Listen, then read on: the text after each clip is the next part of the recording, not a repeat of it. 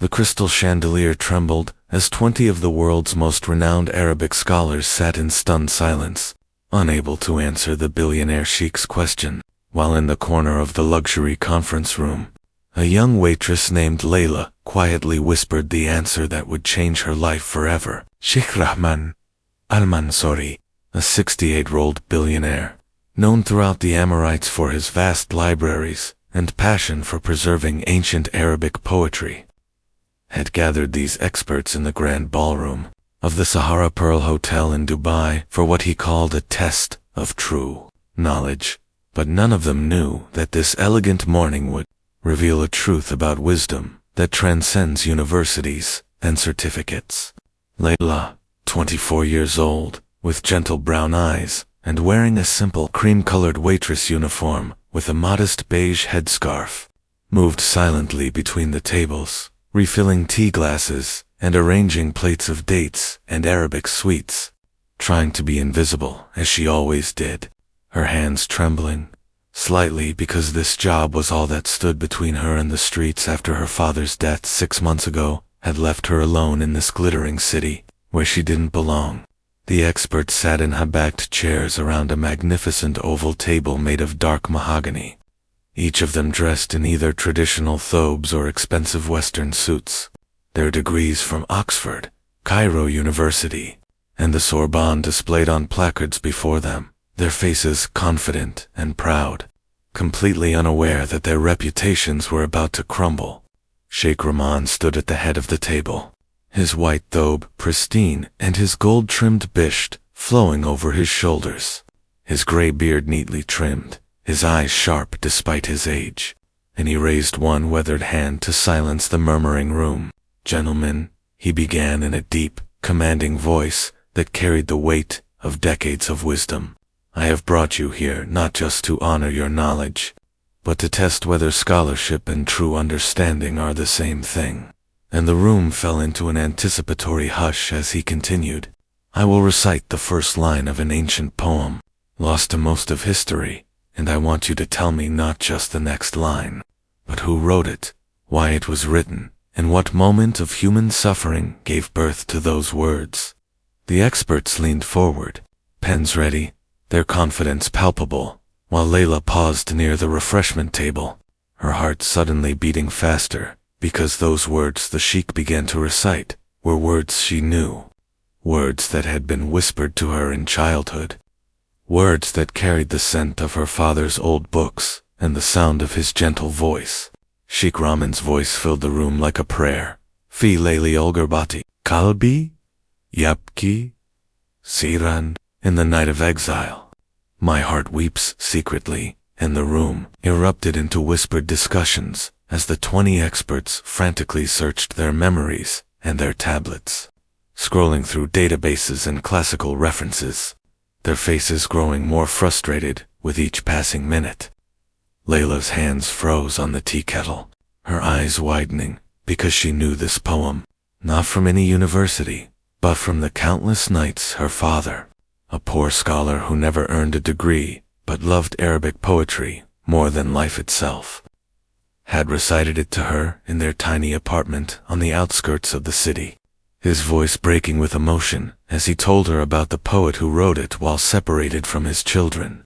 15 minutes passed, then 20, and one by one the experts began to shake their heads, admitting defeat, their pride wounded, their faces flushed with embarrassment, and Sheikh Rahman's expression grew sadder with each failure, as if he had hoped for more, as if this test meant something deeper than anyone understood. "No one?" the Sheikh asked, his voice heavy with disappointment. 20 of the finest minds in Arabic scholarship, and not one of you knows this poem." And the silence that followed was deafening, broken only by the quiet sound of Layla's breath as she stood trembling in the corner, torn between fear and an overwhelming urge to honor her father's memory. Then, so softly that at first no one heard it, Layla whispered, "Wa fi shawki lil abna ruitehum," and in longing for my children, my soul wanders lost, and the room turned as one toward her. 20 pairs of shocked eyes and the piercing gaze of Sheikh Rahman, all fixed on this young waitress, who had dared to speak. The Sheikh's eyes widened, a flash of something unreadable crossing his face, and he said gently, "Please, child, continue." And Layla, her voice shaking but growing stronger with each word, recited the entire poem. 8 lines of heartbreaking beauty, about a father forced to work in distant lands, away from his children, his heart torn between duty and love.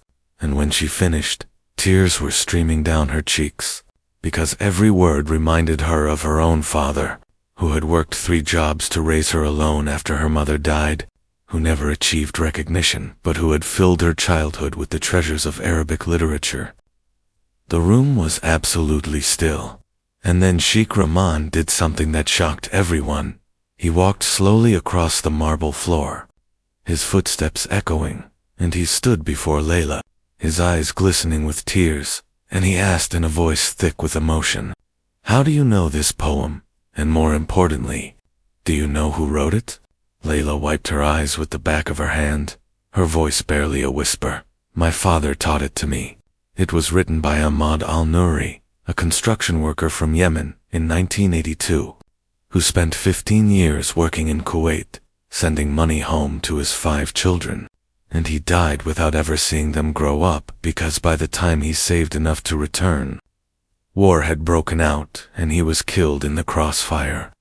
The Sheikh's face transformed, his features crumpling with a grief so raw that several experts stood up in alarm. And he reached out with trembling hands and grasped Layla's shoulders, his voice breaking as he said, "Ahmad al-Nouri was my brother, not by blood, but by bond. We worked together on those same construction sites, and I was with him when he wrote that poem by candlelight in our shared room. His hands blistered from work, his heart bleeding from separation, and I was the one who held him when he died, promising him I would find his children and take care of them. But I failed. I searched for years, but could never find them because I didn't know his real village, only that it was somewhere in the mountains of Yemen." The experts sat frozen, witnessing something far beyond academic discourse, a moment of human connection that made all their degrees feel hollow. And Layla's tears flowed freely now as she said, "My father was one of those children. His name was Khalil al-Nouri, and he grew up in a small village called Al-Hijara, raised by his uncle after his father never came home. He spent his whole life collecting and memorizing poems like his father's, poems written by workers and common people, not by famous poets, because he said those were the truest expressions of the human heart." Sheikh Rahman released a sob that seemed to come from the depths of his soul, and he pulled Layla into an embrace, this powerful billionaire weeping openly as he held the granddaughter of the brother he had lost. And he said through his tears, "I made a fortune in business after those hard years. I built libraries and funded universities, but I could never fulfill my promise to Ahmed, and it has haunted me every single day for 40 years. I organized this test today because I wanted to prove to myself that somewhere, somehow, the poetry of the common people, the real voices of suffering and love, were being preserved. But I had lost hope until I heard your voice." The room had dissolved into emotional chaos, with several of the experts wiping their own eyes, humbled and moved by what they were witnessing. And Layla, trembling in the Sheikh's fatherly embrace, said, "My father died 6 months ago, and he left me nothing but his notebooks, hundreds of them, filled with poems he had collected from workers, drivers, maids, and ordinary people throughout his life. He always said that their words mattered just as much as the classical masters, but no one would publish them, and now I work here trying to survive, and I'm afraid I'll have to sell his notebooks just to pay my rent." Sheikh Rahman pulled back, holding Layla at arm's length, his eyes burning with renewed purpose, and he declared to the entire room, "This young woman has taught us all a lesson today, that true knowledge is not measured by certificates or positions, but by love, by memory, by the dedication to preserve what others overlook." And then, turning to Layla, he said with fierce determination, "I want to fulfill my promise to your grandfather at last, I will fund the publication of every one of your father's notebooks. We will create a foundation in Ahmad al-Nouri's name, dedicated to preserving the poetry of ordinary people. And you, Layla, will lead it, because you carry forward a legacy that is more precious than all the classical manuscripts in my library." Layla could barely breathe, her hand over her heart, unable to believe what she was hearing, and she stammered, "But Sheikh Rahman, I have no degree, no credentials. I'm just a waitress." And the old man smiled through his tears, a smile of such warmth and certainty that it seemed to light up the entire room, and he replied, "You have something far more valuable. You have your father's heart and your grandfather's words living inside you, and that is the only credential that matters for this work." In the weeks that followed, the story of what happened in that conference room spread throughout Dubai and beyond, and Layla found herself transformed from an invisible waitress into the director of the Al-Nouri Foundation for People's Poetry, working in a beautiful office in one of Sheikh Rahman's buildings, surrounded by her father's carefully preserved notebooks that were being digitized and prepared for publication. The Sheikh himself visited often, and a deep bond formed between them, the bond of family that transcends blood, built on shared memory and a promise finally fulfilled. And he often told her stories about her grandfather Ahmed, painting a picture of a gentle, hard-working man who wrote poetry by moonlight and dreamed of holding his children again. Stories that made Layla feel connected to a past she had never known. The 20 experts who had failed that day were not dismissed or humiliated. Instead, Sheikh Rahman invited them to be part of the foundation, to learn a new kind of scholarship, one that valued the human story behind the words as much as the technical expertise. And many of them accepted, humbled, and transformed by what they had witnessed. On the first anniversary of that fateful day, the foundation published its first volume, Voices from the Heart, Poetry of the Unseen, a collection of 500 poems from workers, mothers, refugees, and dreamers, each one annotated with the story of the person who wrote it. And the book became a sensation across the Arabic-speaking world, touching millions who finally saw their own lives and struggles reflected in literature. Layla stood beside Sheikh Rahman at the book launch, wearing an elegant blue abaya that he had insisted on gifting her, her face radiant with purpose and peace, and when she spoke to the gathered crowd, her voice no longer trembled. "My grandfather wrote his pain into poetry because he had no other way to bear it. My father spent his life honoring those voices because he knew they mattered. And today, we continue that work, not because we are scholars or experts, but because we believe that every human heart that has loved and suffered and hoped deserves to be remembered." Sheikh Rahman, sitting in the front row, nodded with tears of pride streaming down his weathered face.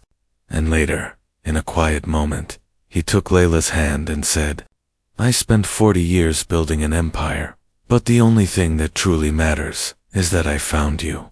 And through you, I finally kept my promise to my brother. Ahmad can rest in peace now, knowing his legacy lives on." Layla squeezed his hand, this man who had become the grandfather she never had, and she replied, "And my father can rest too, knowing that his life's work was not in vain, and that the words he loved are finally being heard." As the sun set over Dubai, painting the sky in shades of amber and rose, Layla stood on the balcony of the foundation office, holding one of her father's old notebooks, and she whispered to the wind, "Thank you, Baba, for teaching me that the most beautiful knowledge comes not from books alone, but from a heart that truly listens." And in that moment, she felt a peace so complete that it seemed as if her father and grandfather were both standing beside her, smiling at the waitress who became the keeper of 1,000 forgotten voices, proving that sometimes the smallest person in the room carries the greatest wisdom, and that love and memory are the most powerful forces in the world.